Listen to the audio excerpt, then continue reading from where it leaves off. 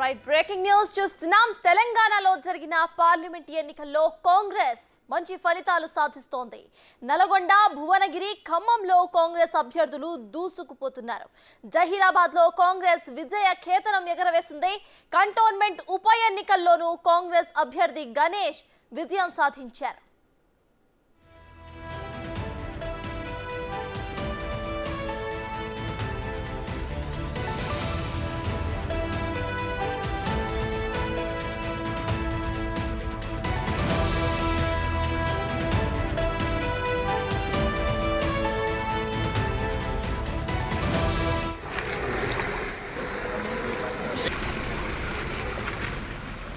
Right, Telangana Lok Sabha ఎన్నికల్లో కాంగ్రెస్ జోరు కనిపిస్తోంది. తెలంగాణలో జరిగిన పార్లమెంట్ ఎన్నికల్లో ఇటు కాంగ్రెస్ కి మంచి ఫలితాలు వస్తున్నాయి. నల్గొండ, భువనగిరి, ఖమ్మంలో మొత్తంగా కూడా కాంగ్రెస్ అభ్యర్థులు దూసుకుపోతున్నారు.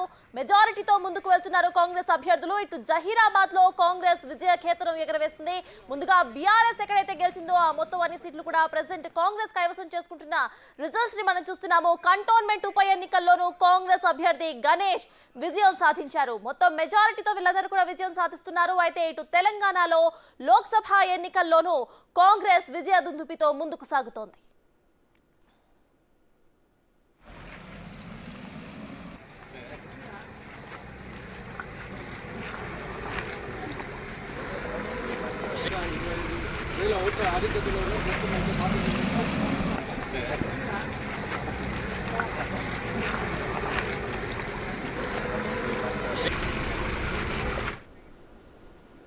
రైట్, ఇటు తెలంగాణలో కాంగ్రెస్ గెలుపుతో ముందుకు వెళ్తుంది లోక్సభ ఎన్నికల్లో. ఇదే విషయంపై పూర్తి డీటెయిల్స్ ను మా అసోసియేట్ ఇన్పుట్ ఎడిటర్ నగేష్ అందించడానికి లైవ్ లో సిద్ధంగా ఉన్నారు.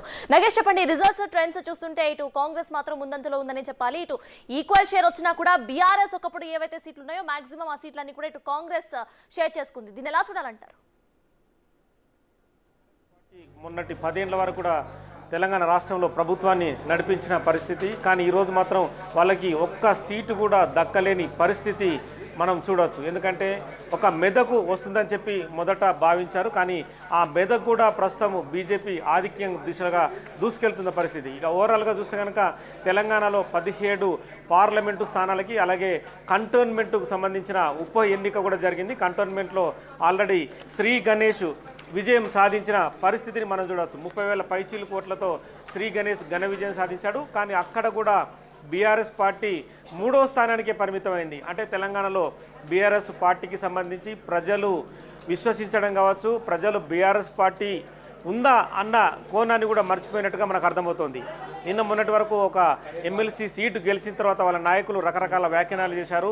బీఆర్ఎస్ పార్టీ అంటే 111 ఓట్లతో స్థానిక సంస్థల్లో మహబూబ్నగర్ అభ్యర్థి గెలిచిన తర్వాత మొత్తం పార్లమెంట్లో మాకు ఖచ్చితంగా 5-6 సీట్లు వస్తాయని చెప్పి వాళ్ళు చెప్పిన పరిస్థితి. కానీ ఈరోజు కనుక పార్లమెంటుకు సంబంధించి అలాగే కంటోన్మెంట్ ఉప ఎన్నికకు సంబంధించి చూస్తే కనుక ఎక్కడ కూడా వాళ్ళకు ఏ ఒక్క సీటు కూడా దక్కలేదు. కంటోన్మెంట్లో కూడా సానుభూతికి సంబంధించిన ఓట్లు పడతాయని భావించిన పరిస్థితి. కానీ కంటోన్మెంట్లో శ్రీ గణేష్ కాంగ్రెస్ అభ్యర్థి విజయం వైపు దూసుకెళ్లి గెలిచిన పరిస్థితి మనం చూడవచ్చు. ఇక మిగతా ఓవరాల్గా 17 పార్లమెంటు స్థానాలకు సంబంధించి కాంగ్రెస్ అలాగే బీజేపీ పోటాపోటీ లీడ్తో దూసుకెళ్తున్న పరిస్థితి చూడవచ్చు. ఇక నల్గొండకు సంబంధించి కందూరు జైవీర్ రెడ్డి మాజీ హోంమంత్రి జానారెడ్డి కుమారుడు 5,07,000 ఓట్ల పైచీలుకు రికార్డు మెజారిటీతో దూసుకెళ్తున్నాడు. 2011కు సంబంధించి చూస్తే కనుక 6 లక్షల ఓట్లకు పైగా జగన్ అప్పటి ఏదైతే వైసీపీ ముఖ్యమంత్రిగా ఉన్న జగన్ అప్పుడు గెలిచిన పరిస్థితి. కానీ ఈరోజు తెలంగాణలో చూస్తే కనుక రికార్డు స్థాయి మెజారిటీ కందూరు జయవీర్దే ఉండే అవకాశం కనిపిస్తుంది. ఓవరాల్గా చూస్తే కనుక నల్గొండలో కందూరు జయవీర్ రెడ్డి 5,07,000 ఓట్లకు పైచీలు వెళ్తున్నాడు. అలాగే మహబూబ్ నగర్లో డీకే అరుణ లీడ్ చేస్తున్నారు. మహబూబాబాద్లో బలరాం నాయక్ కాంగ్రెస్ సంబంధించి అభ్యర్థి లీడ్ చేస్తున్నాడు. కరీంనగర్లో బండి సంజయ్ లీడ్లో ఉన్నారు. నిజామాబాద్లో అరవింద్ లీడ్లో ఉన్న పరిస్థితి. ఆల్రెడీ ఎమ్మెల్సీ జీవన్ రెడ్డి కూడా అరవింద్కి తాను విజయం సాధించిన అరవింద్కి వాళ్లకు శుభాభినందనలు తెలిపాడు. పసుపు బోర్డుకు సంబంధించి ఖచ్చితమైన నిబంధనలు పాటించి పసుపు బోర్డుని నిజామాబాద్లో ఏర్పాటు చేసే విధంగా కృషి చేయాలని చెప్పి తాను ఆల్రెడీ మీడియాతో మాట్లాడి వెళ్ళిపోయిన పరిస్థితి. జహీరాబాద్ సురేష్ శెట్కర్ విజయం సాధించారు. తను కూడా మంచి మెజారిటీతో గెలిచిన పరిస్థితి చూడవచ్చు. మెదక్లో బీజేపీ రఘునందన్ రావు ప్రస్తుతం లీడ్లో కనిపిస్తున్నారు. నాగర్ కర్నూలులో కాంగ్రెస్ అభ్యర్థి మల్లు రవి కూడా సమీప బీఆర్ఎస్ అభ్యర్థి ప్రవీణ్ కుమార్ కూడా తాను ఆధిక్యంలో ఉన్న పరిస్థితి మనం చూడవచ్చు. ఆదిలాబాద్లో గోడెం నగేష్ బీజేపీ అభ్యర్థి కూడా లీడ్లో దూసుకెళ్తున్నారు. హైదరాబాద్లో చూస్తే కనుక ఎంఐఎం ఎప్పట్లాగానే 50,000 పైచీలకు మెజారిటీతో అసదుద్దీన్ ఓవైసీ దూసుకెళ్తున్నాడు. కానీ మొదట కొన్ని 2-3 రౌండ్లలో మాధవీలత కొంత లీడును చూపించారు. కానీ తదుపరి ఆ లీడు కొనసాగలేకపోయింది. ఏదైతే 7 అసెంబ్లీ స్థానాలకు సంబంధించి ఎంఐఎం అభ్యర్థి అసదుద్దీన్ ఓవైసీ 50,000 పైచీలకు మెజారిటీతో దూసుకెళ్తున్న పరిస్థితి చూడవచ్చు.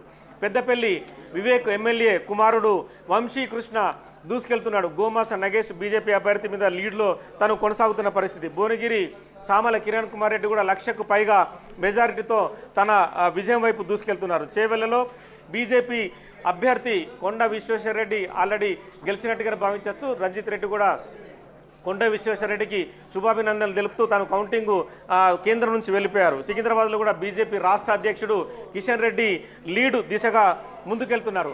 ఖమ్మంలో కొత్త అభ్యర్థి కాంగ్రెస్ సంబంధించి రామసాయం రఘురామరెడ్డి ప్రస్తుతం లీడ్లో ఉన్నారు. తను కూడా 1,00,000కు పైగా మెజారిటీతో దూసుకెళ్తున్నారు. ఆల్రెడీ బీఆర్ఎస్ సంబంధించిన అభ్యర్థి నామ నాగేశ్వరరావు 2 రౌండ్లు పూర్తయిన తర్వాతనే తాను గెలవనని చెప్పి కౌంటింగ్ కేంద్రం నుంచి బయటకు వెళ్ళిపోయిన పరిస్థితి చూడొచ్చు.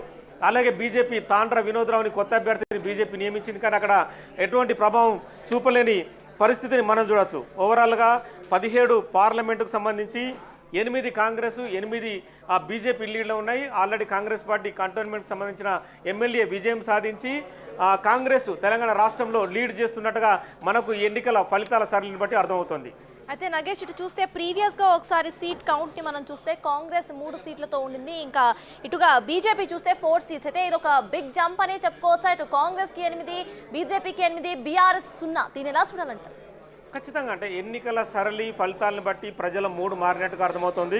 మల్కజిగిరి కూడా అంటే ముఖ్యమంత్రి రేవంత్ రెడ్డి ప్రాతినిధ్యం నిన్న మొన్నటి వరకు వహించారు. ఆ స్థానంలో కూడా ఈటెల రాజేందర్ ఆ గెలుపుకు దగ్గరలో అంటే గెలుపు అఫీషియల్గా ప్రకటించలేదు, తను కూడా గెలిచినట్టుగానే మనం భావించవచ్చు. అంటే బీఆర్ఎస్ ఓటు ఏదైతే ఉందో అది బీజేపీకి టర్న్ అయినట్టుగా కొన్ని పరిస్థితులను బట్టి మనకు అర్థమవుతుంది. ఎందుకంటే బీఆర్ఎస్ శ్రేణులు కూడా అయితే ఎలక్షన్ జరిగిన క్రమంలో తాము గెలవకున్న మంచిదే, ఖచ్చితంగా బీజేపీ వాళ్ళకన్నా ఓటు వేయండి అని వాళ్ళు ఒక సందేశాన్ని వాళ్ళు ఇంటర్నల్గా ఇచ్చినట్టుగా తెలుస్తుంది. ఆ క్రమంలోనే బీజేపీకి బీఆర్ఎస్కి సంబంధించిన ఓట్లు టర్న్ అయ్యి బీజేపీ ప్రస్తుతం 8 స్థానాల్లో లీడుని కనబరుస్తుంది. సో ఈ ఎన్నికల ఫలితాలు కూడా అదే విషయాన్ని స్పష్టం చేస్తున్నాయి. కానీ నిన్న మొన్నటి వరకు 10 ఏళ్ల పాటు రాష్ట్రాన్ని ఏలిన బీఆర్ఎస్ పార్టీకి ఏ ఒక్క సీటు రాకపోవడం రాజకీయ పరిశీలకులను కూడా ఆశ్చర్యానికి గురి చేస్తుంది. ఎందుకంటే తాము ఎన్నో పథకాలను ప్రవేశపెట్టాం, తెలంగాణ రాష్ట్రమే తమతో అభివృద్ధి చెందిందని చెప్పి చాలాసార్లు కేసీఆర్ చెప్పిన పరిస్థితి.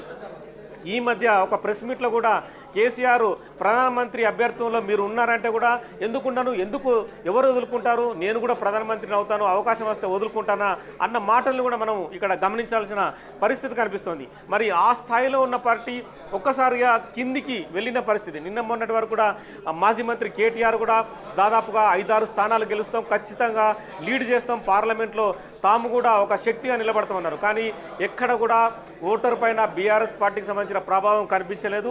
బీఆర్ఎస్ రాష్ట్రాన్ని ఏలినట్టుగా కూడా మనకు ఎక్కడ స్పష్టంగా కనిపించలేదు. మరి ఈ 10 ఏళ్ల కాలంలో వాళ్ళు చేసిన అభివృద్ధి అంటున్నారు, కానీ అభివృద్ధి చేసిరా లేదా అనేది ప్రజలు ఓటు ద్వారా నిరూపించారని చెప్పచ్చు. బీఆర్ఎస్ని ఓటమితో సాగనంపిన పరిస్థితి మనకు కనిపిస్తుంది.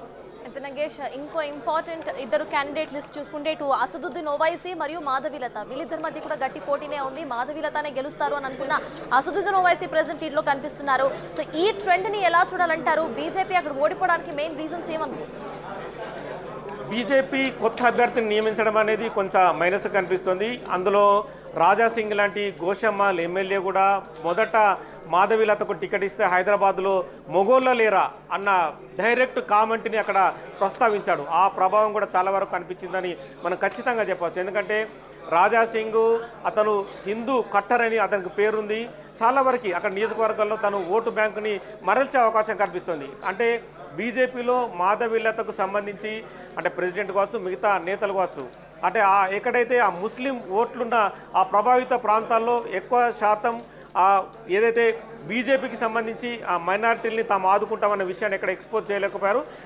మామూలుగానే అసదుద్దీన్ ఓవైసీ ప్రతిసారి గెలుస్తూ వస్తాడు. ఈ క్రమంలోనే అసదుద్దీన్ ఓవైసీనే ముస్లిం ఓటర్లు నమ్మారు. ఆ 7 కాన్స్టిట్యున్సీలు కూడా ముస్లింకి సంబంధించిన మైనార్టీలకు సంబంధించిన ఎమ్మెల్యే అభ్యర్థులు ఉండడం కూడా ఎంఐఎంకు కలిసి వచ్చిందని మనం ఖచ్చితంగా చెప్పొచ్చు. సో మొత్తంగా ఇటు కాంగ్రెస్ అండ్ బీజేపీ ప్రెసెంట్ లీడ్లో కనిపిస్తున్నాయి విత్ 8 and 8 షేర్. అయితే బీఆర్ఎస్ అయితే ఇప్పటి వరకు ఖాతా తెరవలేదు, కంప్లీట్ జీరోలో కనిపిస్తుంది. కాబట్టి ఆల్రెడీ మనం ఇటు చూసాము సీఎం ఎలక్షన్స్లో కూడా కేసీఆర్ కానివ్వండి వాళ్ళ తర్వాత మాట్లాడిన విషయాలు మనం ఒకసారి గుర్తు తెచ్చుకుంటే ఈసారి వాళ్ళు ఎలా రియాక్ట్ అయ్యే అవకాశాలు ఉన్నాయనుకోవచ్చు. ఇప్పటికైనా కేసీఆర్ వచ్చి మాట్లాడతారా లేకపోతే ఓటమిని తీసుకుంటారనుకోవచ్చా? ఖచ్చితంగా మాట్లాడాల్సిన అవసరం ఉంది. ఎందుకంటే నిన్న మొన్నటి వరకు రాష్ట్రాన్ని లీడ్ చేసిన పార్టీ బీఆర్ఎస్ అధినేత కేసీఆర్ కావచ్చు, వర్కింగ్ ప్రెసిడెంట్ కేటీఆర్ కావచ్చు, ఖచ్చితంగా మీడియా ముందు మాట్లాడాల్సిన అగత్యం ఖచ్చితంగా ఉంది. ఎందుకంటే ఓటమికి ఏ కారణాలు చెప్తారు అంటే ప్రజలు బీఆర్ఎస్ పార్టీని విశ్వసించలేదా, లేదంటే కాంగ్రెస్కు సంబంధించి కొద్ది కాలమే గవర్నమెంట్ కొనసాగుతుంది కాబట్టి తమను పట్టించుకోలేదా, ఈ విషయాన్ని మాత్రం ఖచ్చితంగా మీడియా ముందు చెప్పే అవకాశం కనిపిస్తుంది. మరి కేటీఆర్ వ్యాఖ్యలు కూడా ఇక్కడ ఇంపార్టెన్స్గా మనకు చూడవచ్చు. ఈ ఎన్నికల తర్వాత బీఆర్ఎస్ పార్టీలో ఉన్న ఎమ్మెల్యేలు మరి కాంగ్రెస్ వైపు టర్న్ అయ్యే అవకాశం కూడా ఖచ్చితంగా కనిపిస్తుంది. ఎందుకంటే ఇప్పటికే పక్క చూపులు చూస్తున్న ఎమ్మెల్యేలు ఇక బీఆర్ఎస్ పార్టీతో తమకు ఒరిగేది ఏం లేదు, అక్కడ ఉన్నా కూడా పనులు తమ సొంత పనులు జరగకపోవచ్చు అనేది కూడా మనకు ఇక్కడ ఒక విశ్లేషణ బట్టి అర్థమవుతుంది. ఎందుకంటే ఒక్క సీటు ఎంపీ సీటు అలాగే తాము ఏదైతే నిన్న మొన్నటి వరకు ప్రాతినిధ్యం వహించిన కంటోన్మెంట్ను కూడా బీఆర్ఎస్ చేతి నుంచి వెళ్ళిపోవడం మనం స్పష్టంగా అర్థమవుతుంది. మరి ఇప్పుడు ఉన్న ఎమ్మెల్యేలు కూడా బీఆర్ఎస్ పార్టీ చేతుల్లో ఉంటే అదే గొప్ప విషయం అని చెప్పి కూడా రాజకీయ విశ్లేషకులు చెప్తున్నారు. వాళ్ళను కాపాడుకుంటేనే సరిపోతుంది అన్న కోణం కూడా మనకి ఇక్కడ కనిపిస్తుంది. Right, thank you Nagesh.